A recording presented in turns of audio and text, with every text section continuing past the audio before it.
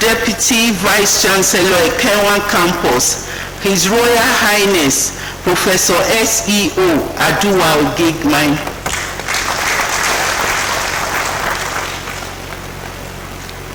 The bursar is represented by Mr. Ero. The University Librarian is ably represented by Mr. Obasui. On the other side of the dais, we have medical sciences. We also have Professor Victor E. Omozuwa, Dean, School of Postgraduate Studies. We also have Professor F.E.U. Osagede, Dean of Students. And we have the host Dean, Faculty of Management Sciences, Professor I.O. Osawoyi. We have the Dean of Agric, Professor I.A. Ogborodo. Dean, Faculty of Arts, Professor O.A. Ofuani. Dean, School of Basic Medical Sciences, Professor Mrs. M.I. Ebonwoyi. ICA. We have the Dean, School of Medicine, Professor M.I. Momo. Representing the Dean, Faculty of Physical Sciences, we have Dr. E. Alemelo. We have the Dean, Faculty of Social Sciences, Professor S.E. Edo.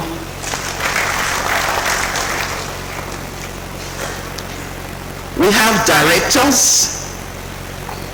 We have Director, Institute of Education, who is represented by Dr. Mrs. F.I. Yamu. We have Director, Distant Learning Program, Professor F.E. Omorui, PROPU, Professor F.O. Ehaise. We have Acting Director, Center for Entrepreneurship Development, Dr. A.E. Urubami. We have Acting Director, IPAES, Dr. Inauna Edosa. The last but not the least, we have Director, Center for Maritime and ICT, Dr. Mrs. P.E Eriki. It is now my pleasure to call on the Vice Chancellor to introduce the lecturer of the day. Mr. Vice Chancellor, sir.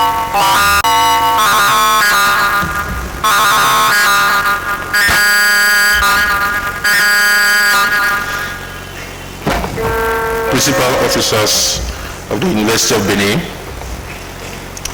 distinguished ladies and gentlemen, please permit me to stand on the already established protocol.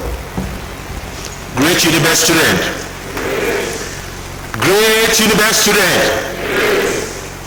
I now read the Vice Chancellor's address and introduction of the guest lecturer. It is with great pleasure that I welcome you all to the 163rd in the inaugural lecture series of the University of Benin, which is the 15th in my tenure as Vice Chancellor, the 6th in the Faculty of Management Sciences, and the 1st in the Department of Banking. I'm glad to report that two epoch-making events of the University of Benin, the first in the series of eminent lecture series, held on the 15th October 2015, and the first University of Benin Annual Research Day, held on 20th to 21st October 2015, were very successful.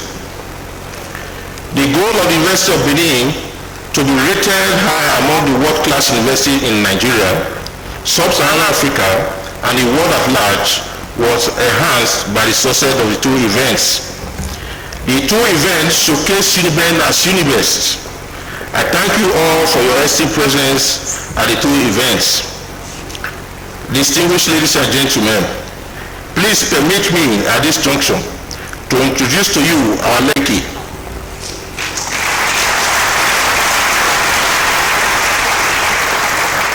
The title of his lecture is Entrepreneurial Finance on Earth as it is in Heaven. Who will not look for his Naira and Kobo?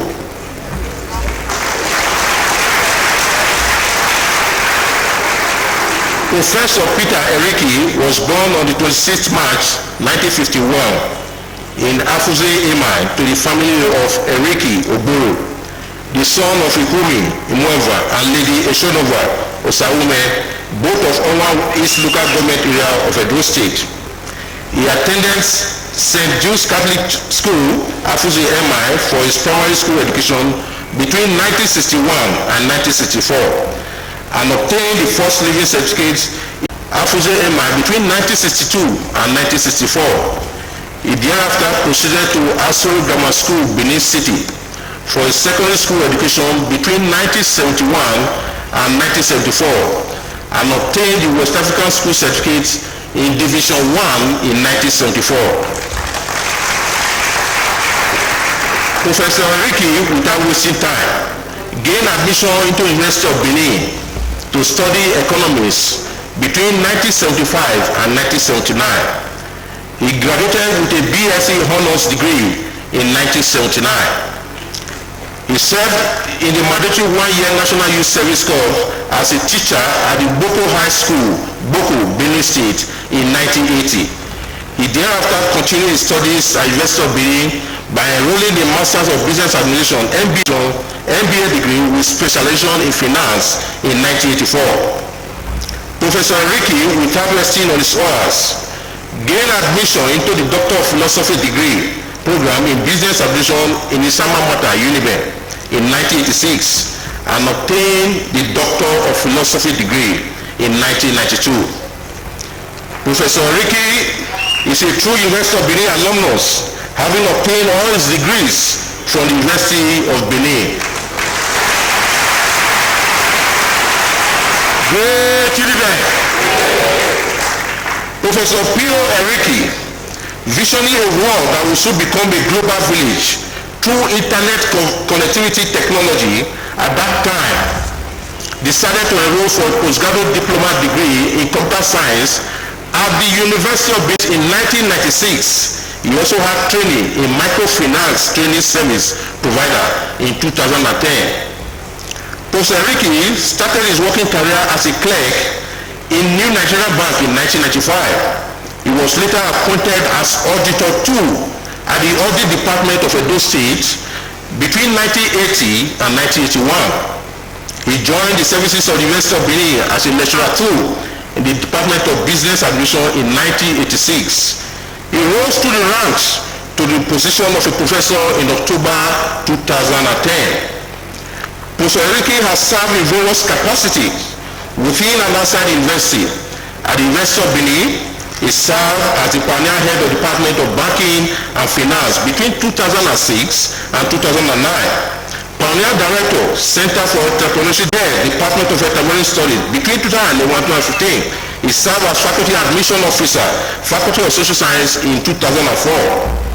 Outside the University of Benin, Professor Eriki served as Secretary, Academy of Management Nigeria 2008, Editor-in-Chief, Nigeria Academy of Management Journal 2011-2012. He served on the Accreditation Committee of the National University Commission that developed benchmark for minimum academic standards for BSc Honors, Entrepreneurship and Center for Entrepreneurial Development in universities.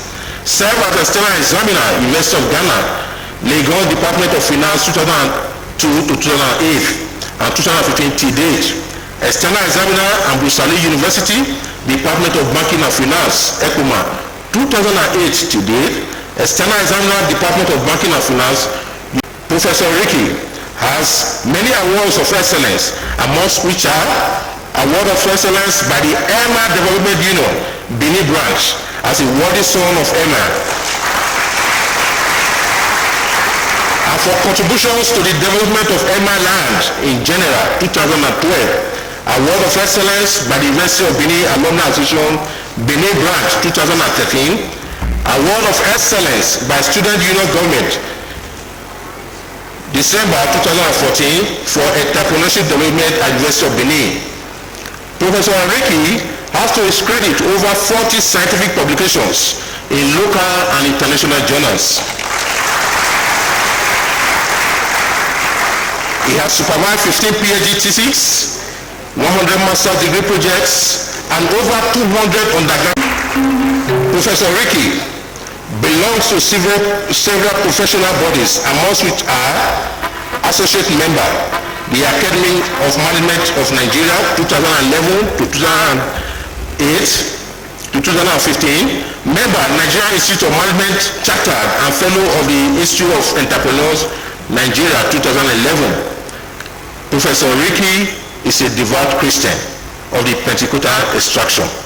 Notably, he is the general overseer is Eternal Life Ministries.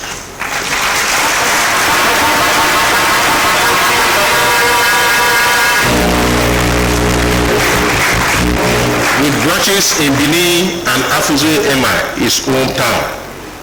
He is happily married to Pastor Edith Eriki, with 5 children, Omosiwa, Oloitiri, Ogwan, Emwachi, and Osaba. Ladies and gentlemen, it is my singular honor to invite Professor Peter Eriki, Professor of Finance and Pioneer Director, Center for Entrepreneurship Department, to deliver his lecture. Thank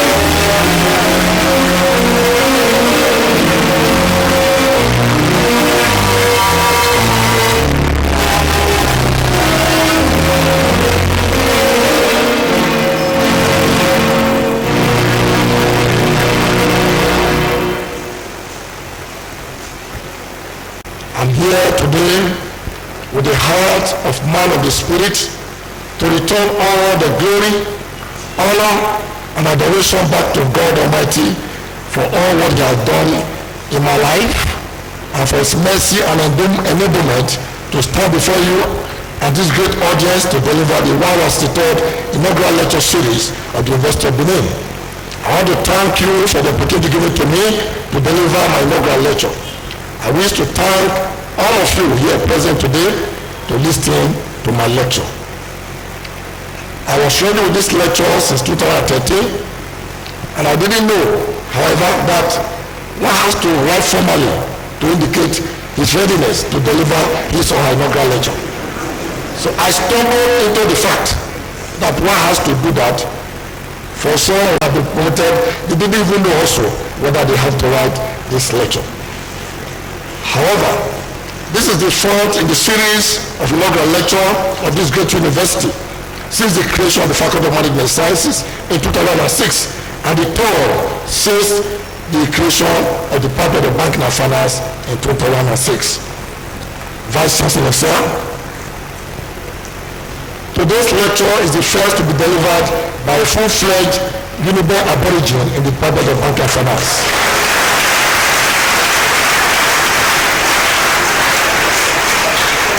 The first to be delivered by a pioneer head of the Department of Banking and Finance, the first to be delivered by the Director of Center for Entrepreneurship Development, CED, and the first to be delivered by the pioneer head of the Department of Entrepreneurship in the Faculty of Social Sciences and Management Sciences, University of Benin. Finance and the latest in entrepreneurship. Many people erroneously think that entrepreneurship is the same thing as vocational studies and skill acquisition in the creation of abundance. That is at the realm of linear thinking. Entrepreneurship is digitized and requires exponential thinking. This is the way it should be in the 21st century. I owe much to 3 great personalities that God has brought my way during these years in the university. I pay great tribute to the late Professor Baya Krele, who found me worthy to be employed as a lecturer in finance in 1987 in the Department of Business Administration, University of Benin. Even when I did not expect it, I would not have been a lecturer, but for him, the opportunity afforded me to chart the path of finance.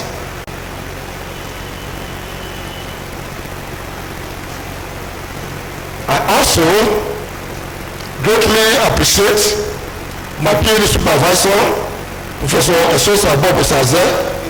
He welcomed me into the finance fold with an open heart and mentored me in the art and craft of financial management and capital markets and institutions. He's my pathfinder in finance. I would not have gone far in finance, but for him, I think I have not failed him. I am very grateful, sir. I owe a lot to Professor Sayuki Oshodi, JP, FIE, the immediate past Vice Chancellor of the University of Benin. He promoted me to the position of a professor at a time when all hope was lost. At 11, I became the first professor to occupy that position as a substantive director. I wish to place on record that his unwavering faith in me inspired me to be able to establish both the Department of Entrepreneurship and the Center for Entrepreneurial Development (CED) from 2011 to 2015. Today, the University of Benin is the first federal university to establish the Department of Entrepreneurship in Nigeria. He gave me all the management support to ensure that the source of entrepreneurship drive was rooted in the university, and I have discovered that I attended more than 22 workshops, trainings, policy dialogues, seminars between 2011 and 2015. So, partnership from Angelina, for example, as Eagle Foundation, the partner with the University of Benin during his tenure. Also, I attracted Nestle PLC to the university to partner with us. The evidences are there for all to see. My pastor, I'm forever grateful to you for the opportunity given to me to serve my university in those capacities. All I have done in this lecture is the application of the knowledge gained in these trainings that I have brought to bear in this lecture. It is the way of telling the university community that entrepreneurship cuts across many disciplines and it can lead to abundance, including finance. I'm glad that medicine, pharmacy, and also the student union government in the university before now, from entrepreneurial perspective. The churches in the immediate community and beyond have also benefited from my lecture. What you can take away today from my inaugural lecture is that when you discard linear thinking and embrace exponential thinking in your finances, as a worker, pastor, lecturer, trader, family man, community leader, vice chancellor, governor, president, entrepreneur, and as an individual, you will experience growth and abundance. This is what I'm calling the CBN and the government to do with the Kobo coins.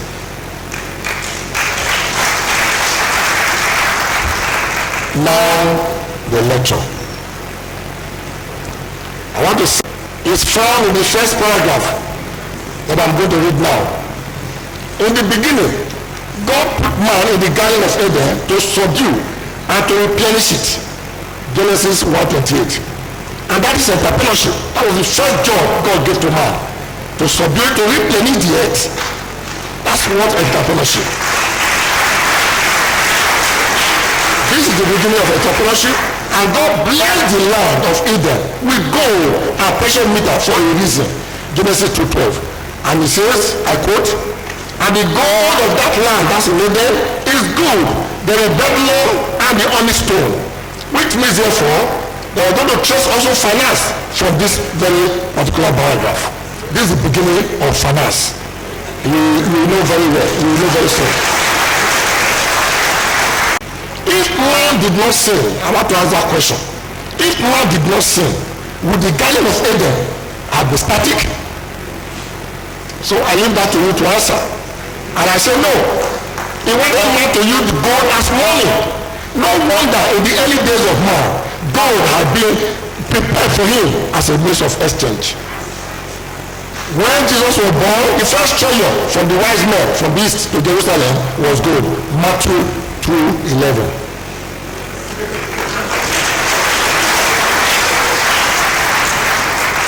And I quote that, and when they were called into the house, they saw the young child with Mary his mother, and fell down and worshipped him. And when they had opened their treasure, they presented unto him gifts, gold and frankincense and myrrh. So you can see, gold was the first thing that translation had took place as far as that event. With gold and precious metal, Revelations 21, 18 and 21. The garden of Eden, therefore, ladies and gentlemen, was heaven on earth.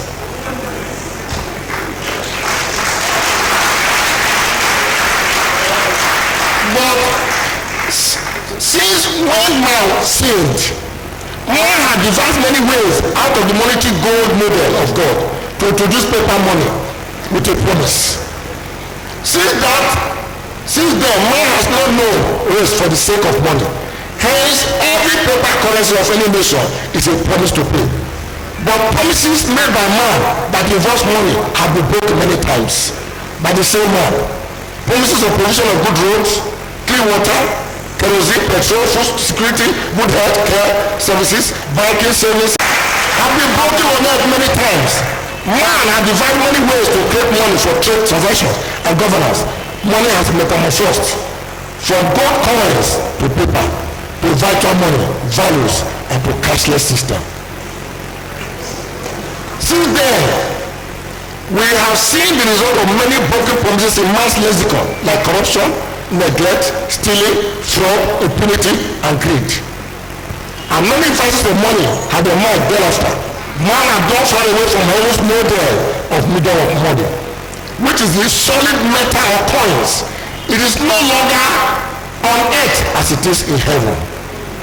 And yet, even when the disciples of the Lord Jesus asked him how they, the disciples, should pray, he taught them how to pray. He said, if you want to pray, pray like this: thy will be done on earth as it is in heaven. Matthew 6, 9 to 10, verse 10 particularly. If the will of God is to be done on earth as it is in heaven, then we must consider the use of the Kobo coins in our currency in Nigeria. We are in a digitized world. Can the use of coins still be relevant? Is the will of God being done in Nigeria as it is in heaven? Nigeria has abandoned the use of the coins a long time ago. Is there a relationship between our abandonment of the Kobo coin and corruption in Nigeria? Vice Chancellor, sir. Nigeria and Zimbabwe are the two countries in Africa that do not have both paper and coin money. The reason for Zimbabwe not being able to meet the coin money is because of high inflation. The inflation is so high that it will be worthless to meet coins, even if they are the largest economy in Africa. Cannot be in the same league with Zimbabwe. It is a misnomer. In Nigeria, arguments have been adduced for the abandonment of the use of Kobo coins. This lecture tries to examine this argument entrepreneurially and provide an insight into the importance of the use of the coins in a digitized and global world of today. Whether we talk of financial management, corporate finance, investment, capital market institutions, and personal finance, the bottom line is money. In finance, we talk of net present value, and I ask, but value of what? We use internal rate of return of what? Payback method, payback of what? An average rate of return of what? Of money, of course. Money in finance is a discipline. It's fundamental to the success otherwise of any individual organization. Two events motivated my writing this lecture. The first is from my research work on unclaimed dividends in Nigeria. And the second is the financial transaction practices that I observed in other lands when I traveled out of Nigeria in 2013. I've been interested in the cash flows in finance. This is because in finance we talk more of cash flows rather than profit in deciding the maximization of the shareholders' wealth. The figure for claimed dividend has ballooned to about 4 billion naira in the early part of the year 2000, Eriki 1996 and 2005. And this had attracted the attention of the members of the National Assembly, who were very eager to set up a committee to manage the unclaimed dividend. And you know the implication of that. When they say free money and National Assembly members say they are going to manage it, you know what it means. This was resisted by the Association of Investors. That study showed that apart from the poor structure of the registrars in the market, there were other factors like neglect by the investors who believed that their dividends were too small to worry about without looking at the implications of their actions. My research attracted the attention of the then Director General of Nigeria Stock Exchange. This study led to the eventual directive from Nigeria Stock Exchange to protect companies to start publishing their unclaimed dividend as part of their annual report to consolidate the stock market confidence. The second event, which reinforced my motivation for this lecture, was my observation in financial transaction practices during my first visit to United Kingdom, Scotland. I marveled at the quality of materials used in the apartment that I stayed and the huge financial investment of quality building materials used in each room. The most astonishing was a Coca-Cola and soft drinks dispenser stand at the replica at the Murtala Mohammed International Airport in Lagos. Not long ago, it was not functional because it had no patronage, and so it had gone into disrepair. The roads are evidence of long-term financing plans with constant maintenance. Some houses have faced centuries and now we are still in good shape and well maintained, and they were all built to tackle peculiar environment.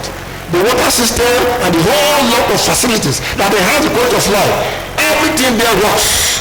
There was evidence that the people are mindful of are used to financial details.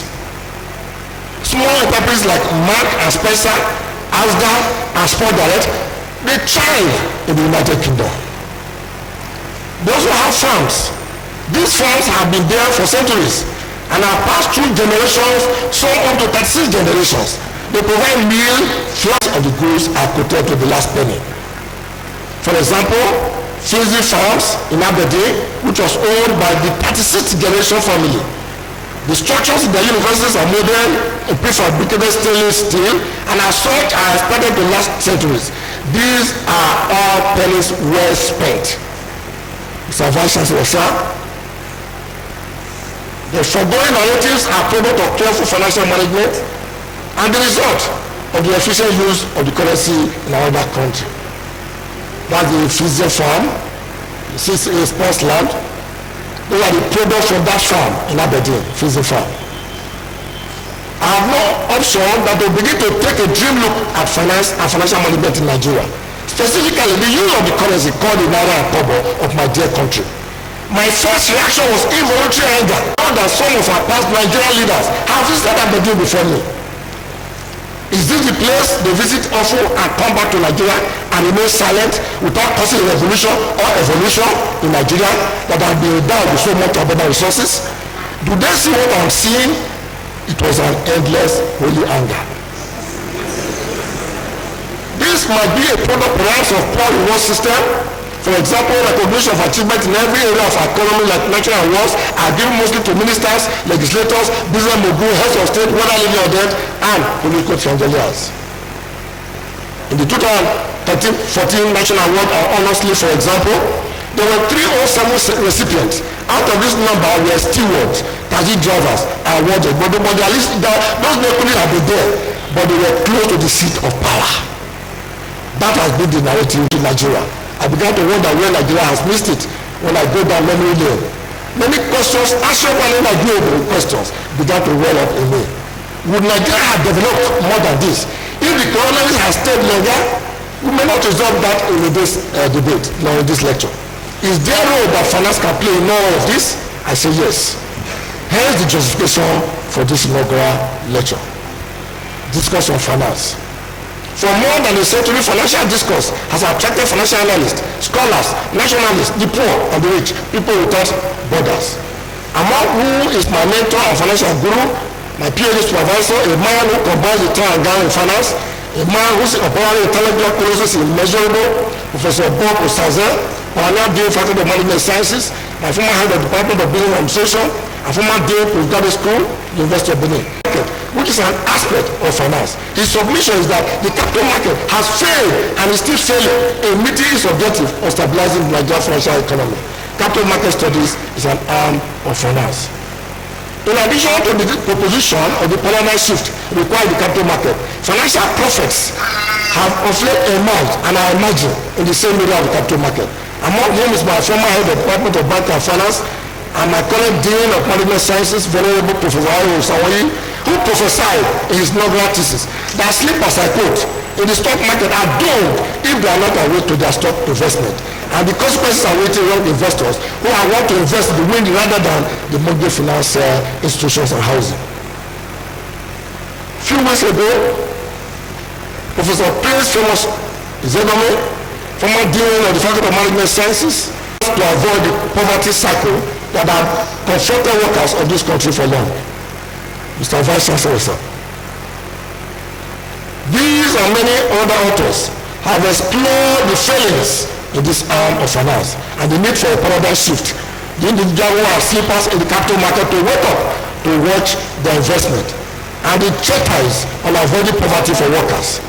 My take on this is that if part of finance has failed to deliver as a result of lack of paradigm shift, lack of the foolish behavior of individuals in finance, and the need to avoid poverty among us, it behoves on us to seek to address the whole issue of the instrument or tools used in finance itself as practice on earth as it is in heaven. We must seek to address whether finance is. Let me hasten to say that the basis on which the impact of financial management can be measured is by the currency used. Indeed, the Naira and Kobo is expected to bring welfare to the people. The financial denominator of welfare is the effective use of the Naira and Kobo coin in the case of Nigeria. We will come back to this later in the lecture. Perhaps a consideration of finance and its role in this digital world need to be further explored. This is the essence of deploying entrepreneurial principles to explain the practice of finance, specifically the currencies used in achieving the result of financial management. On what basis can we measure the role of our currency in the transaction milieu in finance today? In short, what role can our currency play in the task of nation building? Meaning and scope of finance. Various definitions of finance in the literature have been put forward. However, for the purpose of ensure that all maximizable wealth, that's money, is used prudently in asset, that's fiscal asset, in order to transform wealth into a larger form. This is the so-called transformation agenda. These financial managers must spend the money on people that's taxpayer money, on manageable wealth that can increase the welfare of the people. They must be concerned with the last cover of the money spent. It is the neglect and abandonment of the use of the last cover that is the concern at heart of this lecture. Financial managers have three fundamental functions. One is to invest, to find the best way to source funds at short term and long term, and also to find the lowest cost and the cost-effective rate with which the money can be put to use. This is the financing function of the finance manager. The second function is to use the payback method, average rate of return, net present value, internal rate of return, be beneficial to all and sundry. He goes ahead to invest this after. This is known as the investment function of the finance manager. The finance manager thereafter decides what to reward the provider of the fund periodically or decide not to, depending on the fortunes of the enterprise. This is the dividend decision function of the manager. Can these three functional areas, financing, investment, and dividend decision, be lacking to that of heaven? I say we can, but let us explore the why of this lecture. Some entrepreneurial finance. Why entrepreneurial finance? Some core definitions of entrepreneurship have to do with innovation, growth, entrepreneurial value creation, or wealth creation. But you see, you can be wealthy without value, and you can create wealth and still be poor. You can ask Nigeria if you want to look for somebody. Of ensuring continual qualitative improvement of a system to make a system better or more efficient or effective in value. Even if a system is adjudged perfect, it can still be disrupted to make room for improvement depending on one's level of thought. Entrepreneurship, therefore, is a disruptor of any system in order to make progress. According to Morris 2013, entrepreneurship programs are the promoters of dreams, agents of change, facilitators of opportunity, generators of empowerment and promulgation of revolution, whether through our research, teaching, or outreach. This is our sacred role. This is our destiny. Quote. Vice Chancellor, sir, today, entrepreneurship has taken its disruptive global stage in every area of life, in medicine, in life sciences, pharmacy, and management science, where finance as a discipline is domiciled. Today, universities are expected to be entrepreneurial. It is expected that the university should continuously add value to its environment in order to improve the quality of life of the people. Let me say that today, entrepreneurship, entrepreneurial technology and innovation is creating a new wave of disruption to revolutionize the finance world. And this is strictly the way financial institutions and their clients operate. There are emerging disruptive business models and new subject area of financial technology called fintech. Like every other discipline, is now entrepreneurial, and any financial guru who is not ready for the emerging new wave of financial disruption will be an abandoned human machine. Financial expert before the glory is departed, Kobo. Let me say that finance is no longer the decimal subject it used to be, but now it's a binary, because no longer look at finance linearly but exponentially in the digital world. Finance has taken a new dimension in the area of its practices and meaning. The future of finance is now. Truly, the later glory shall be greater than the former. Exponential thinking theory. The impact of this technological change is that we all have been thinking linearly since the days of Adam and Eve. Our thinking has not changed. We need to be thinking exponentially if we must fit into the future as entrepreneurs, as leaders, individuals, and as nations. This is because change is the only thing that has come to stay in the future, and this has been documented in the literature. How do managers, entrepreneurial theory, linear versus exponential growth? How do managers think of growth and expansion of businesses in the digitized world today? It is a way they think that can guarantee the employment of our youths and the reduction of crime rates in a highly digital world of today. We live in an analog world. We can see, work, and think in an analog system, not in the digital world. We live in a +1 progression world of linear growth, where 1 + 1 becomes 2, and 2 + 1 becomes 3, and 3 + 1 becomes 4, and so on. This is our accounting system in our education. We are taught from high school that 1 + 1 is 2. The problem here is that doubling is usually deceptive. If I take 11 steps here from the time, and I take 11 steps, I will end up 44 feet away from my starting point. Alternatively, if I take 44 exponential steps from the same point A where I'm standing, I will end up more than 1 billion feet away. Indeed, I would have covered the earth many times with my exponential steps. We underestimate this power easily. The tables are here, some of them are here. This table shows that we live in a decimal world, but we are now being told that we are going to digitalize. Nigeria will go digital. We have not been able to do it. Even now, I think we said Joe as the dead line, but we are not able to do that. So you can see the steps. This is decimal 0, 1, 2, 3, 1 + 1 is 2, 2 + 1 is 3, 3 + 1 is 4. That's a decimal. For the digital, is the secret of computer. And this code, this is the code. This digital code, the exponential code, is the secret of the computer, because computer's language is 0 and 1, but it's exponential. You can see that these two things, I plotted them, and then you are going to find what's going to happen now. The zeros and ones are the language of the computer, which is binary, and the code for the exponential growth is 1, 2, 4, 8, 16, 32, 120, and so on. A multiple of doubling. This is the code of the language of the computer, and computer is the heart of digitalization today, and the driver of our technology. And that is called the American Standard Code for Information Interchange, ASCII code. This is different from analog, which is 1, 2, 3, 4, and so on, which is a multiple of +1. This was what gave rise to exponential theory. And look at it.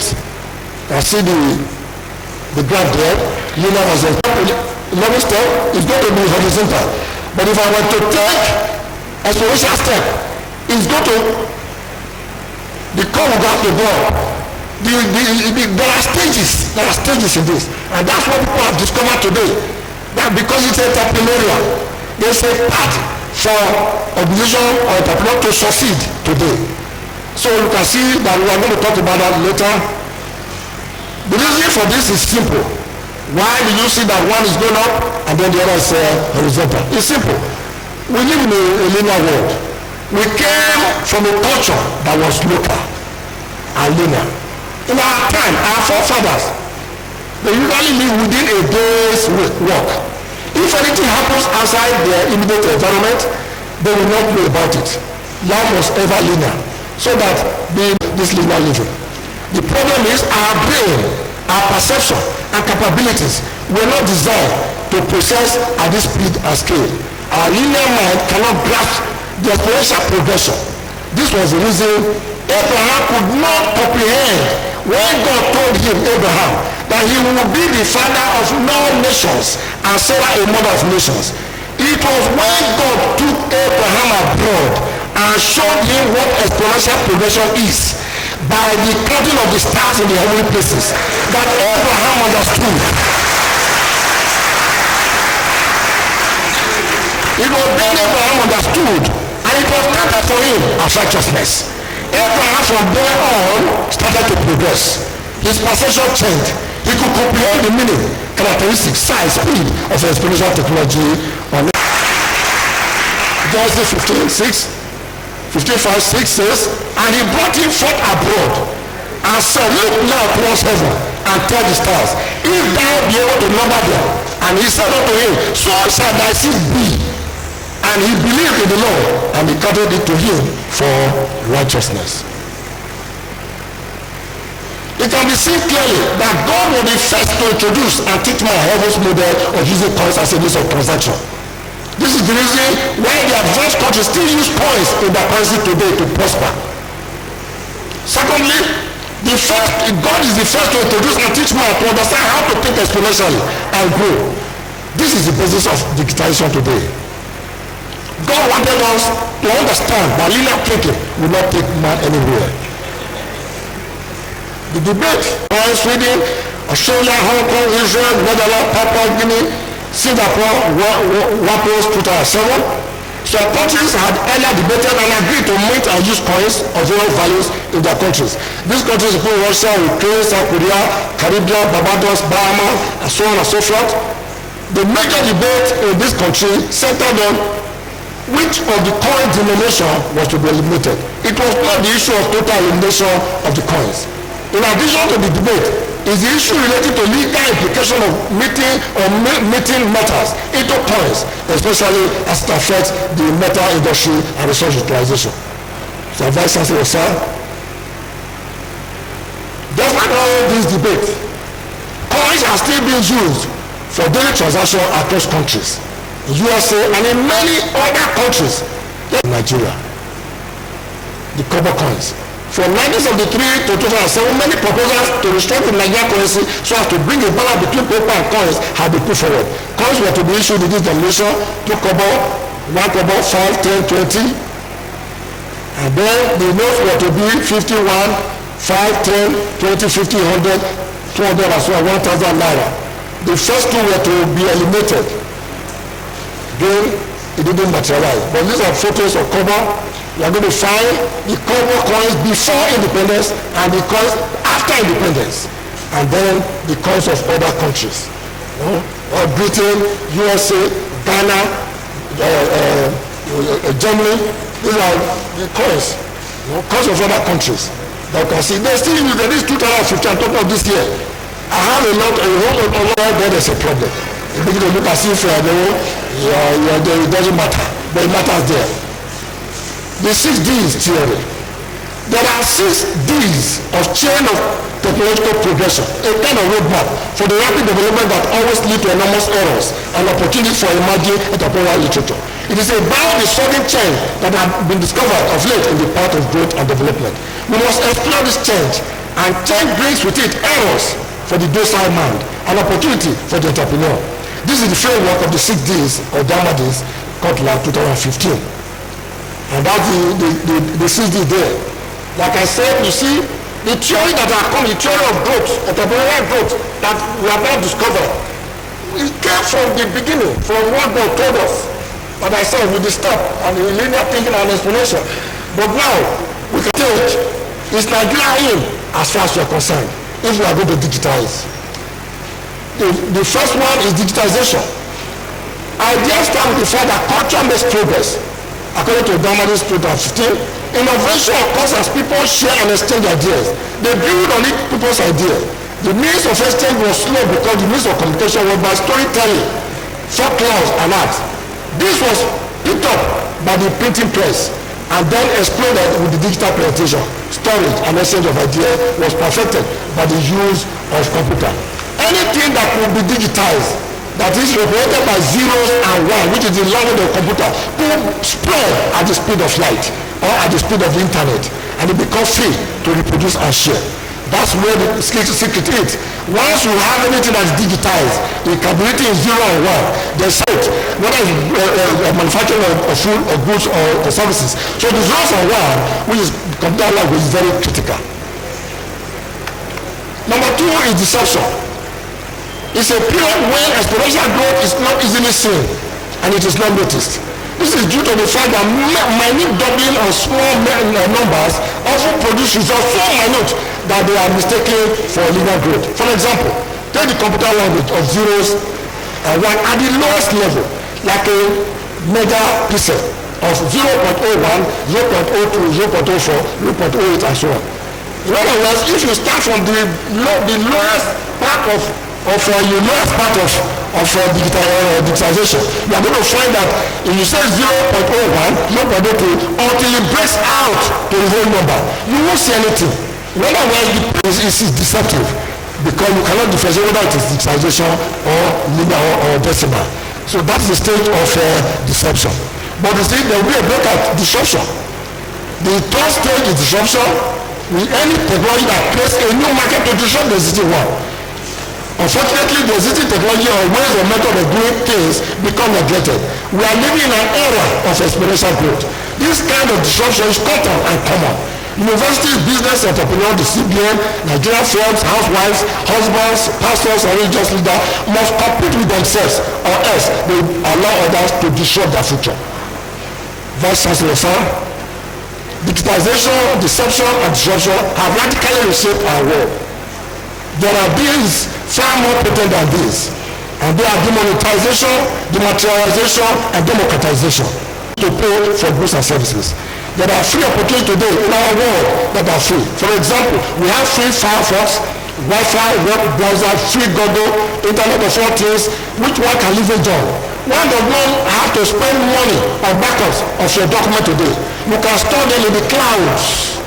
You can get your free wireless at the cash shop, hotels, and some public places. Unlike before, when they were first introduced, you need to share some of your stuff freely today. It makes your presence to be alive on the net. Billions and billions of goods out there are changing hands without cost. Skype, for example, is an example, which is free. For long distance telephone, you can see somebody you're talking to in Australia, and then you can discuss for hours without paying for it. That's dematerialization. But the fifth stage is dematerialization. It's the vanishing of goods and services. Also it is. So for goods and services, they vanish, they dematerialize. When smartphone carrying cameras hit the market, the camera dematerialize. In other words, today, before now, we had Kodak. Kodak camera was, Kodak company was very popular. But once smartphone hit the market, and smartphone carry so many things, then the question of camera taking photos improved.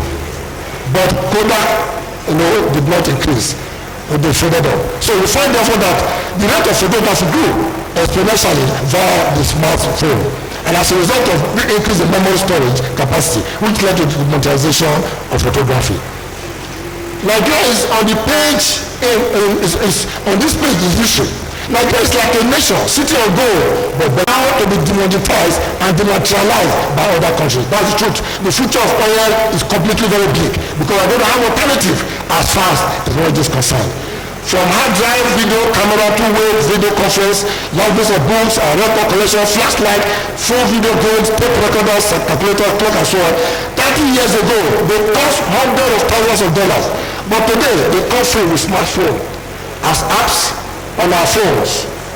Demades 2015, page 289. The last stage is democratization.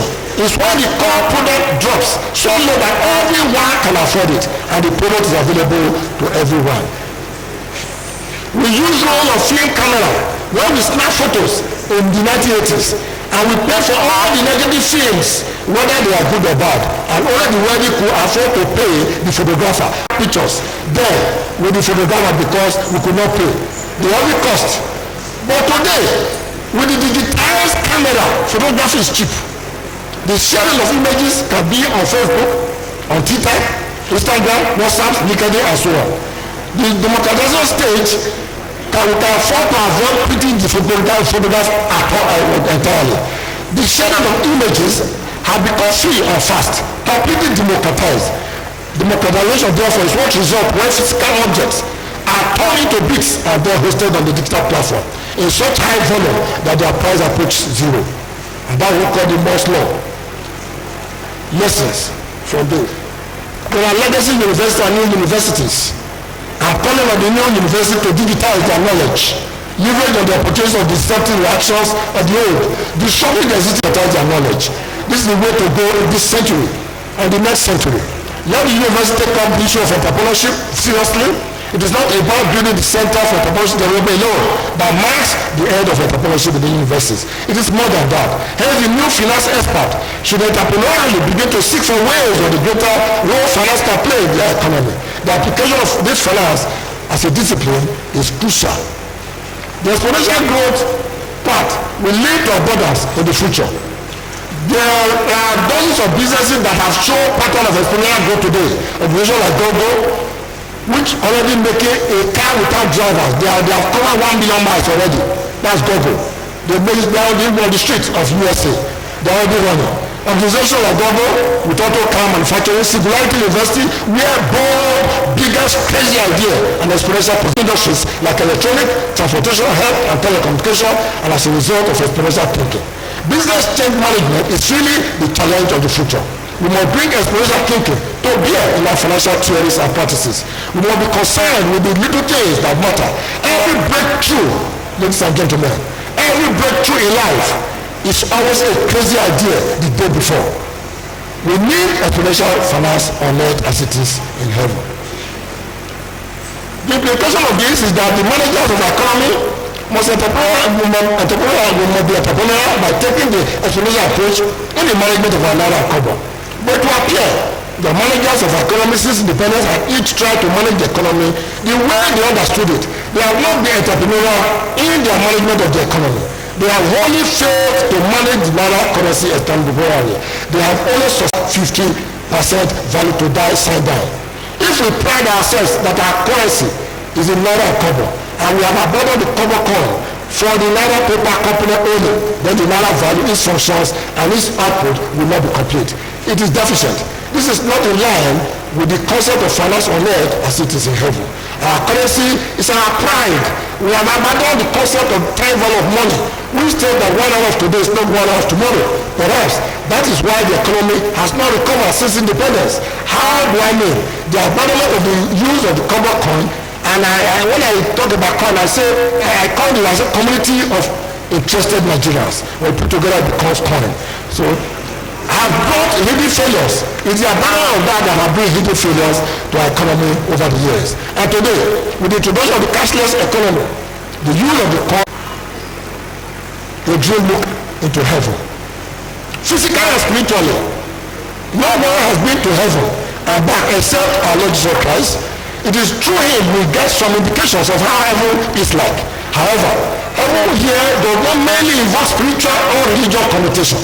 Every religion or philosophy, whether peaceful or fanatically violent like the terrorists, still talk about their heaven in quote, even after a violent disagreement of the rules of law, order, ethics, mercy, and law.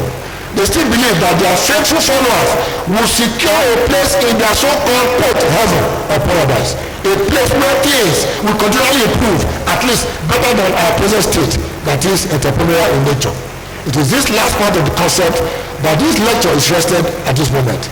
The peaceful continuous improvement of our lives, of disrupting resources, money, human, material, and technology, that brings about progress, development, increase the standard of living of the people. Remember, in other words, when one is deployed properly by our leaders in authority, it could be likely to be in heaven and for many more.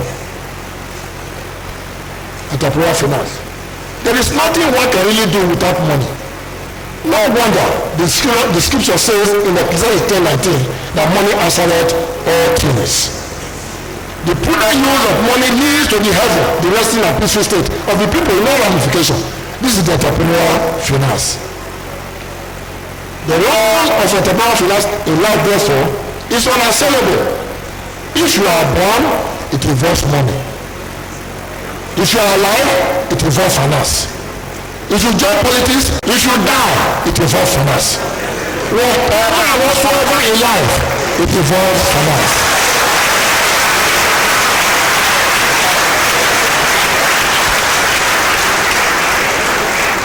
In the scripture, heaven, we are told, is laden with streets of gold, and so it is a place of absolute desire. And gold is therefore heaven's currency. God has many here on earth. Indeed, gold is good forever. If heaven's finance is solid gold as currency, used in the building of the precious mansions and in the tiling of the precious streets in heaven, and it awesomely glitters, then the economy of heaven should be one that should be emulated, and we can benefit from the dividend of heaven's economy if we can mimic it on earth here as alive. It shows the ultimate eternal entrepreneurial and exponential growth of gold economy, or should I say gold standard, will not benefit the earth. There is no doubt that classical economics introduced the better rules and gold standard measure in the past. But despite that, gold is still a major store of value for developed or advanced nations up to date. Heaven, earth, and gold currency. In the past, the reason why nations hold gold reserve was mainly to cover the currencies of the nations gold standard. Today, the storage of gold by a nation is for times of financial crisis as well as risk adjustment for the fluctuations in the US dollar. As dollar rises, price of gold falls, and vice versa. These are countries that operate cashless system, yet they use both paper and coins, not half of their currency as Nigeria is currently operating. Why would developed nation buy and stock gold? We have 15 largest gold reserve countries, from Russia to France, from Somaliland to Turkey. Nigeria is not there. So don't expect it. It's IMS World Gold Standard 2013. Nigeria is not there. The abandonment of our Kobo coins. Take a dream look at the Nigeria Kobo in the last centuries, and how one could use penny now Kobo to purchase some valuable basic necessities like soap, akara, roasted yam, corn or maize, fruits, palm oil, meat, garri, beans, and so on. But we are told that the reason for the loss of the coin is that it is too heavy and costly to mint. There was no entrepreneurial attempt to find appropriate solution to these reasons. First, let us examine these reasons. Why is it that even in the more advanced economy, the coins are still in use? Used for the purchase of basic needs as enumerated above. In Ghana, South Africa, coins are used. I was in USA and Germany a few months ago, and I used the pence and euro coins in all the daily transactions for restaurants and transport and buying of air tickets. Transaction patterns are structured in America. Walmart is a global supermarket, call it more. Walmart now still sells prepaid temporary MasterCard in US dollar. It is available for visitors and anybody, including foreigners. The purchase price is $4 and it can be loaded up to a maximum of $500. It is for small transactions like buying of air ticket, hotel bookings, restaurants, and shopping, and any transaction that the normal MasterCard can be used for. The idea is to take care of lower transactions, and it acts as a gap filler between the high and the low transaction, which means therefore that the company it enhances the growth of the coin usage. All transactions are therefore well priced to the last cent, and you can be rest assured that your cents are intact.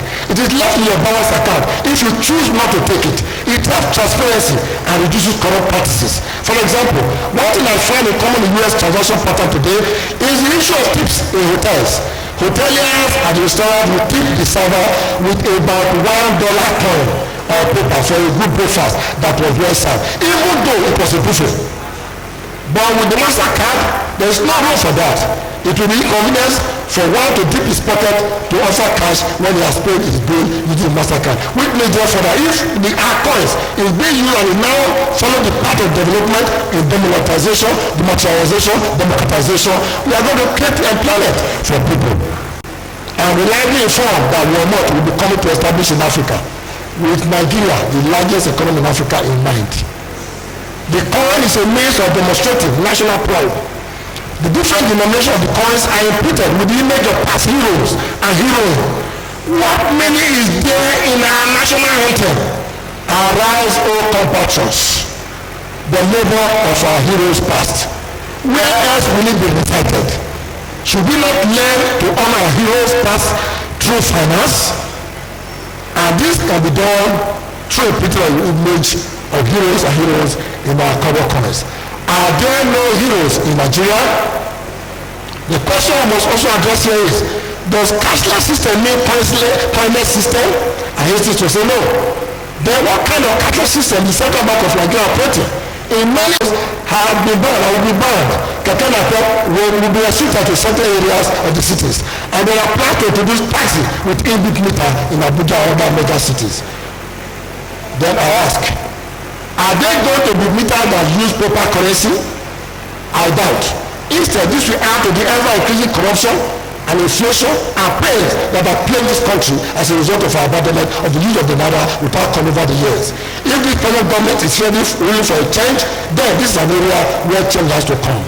Every breakthrough in life, again like I said, comes from a crazy idea a day before. Address against the use of coins. In 2007, coins were withdrawn from circulation. The Central Bank of Nigeria introduced cashless system starting in some selected cities.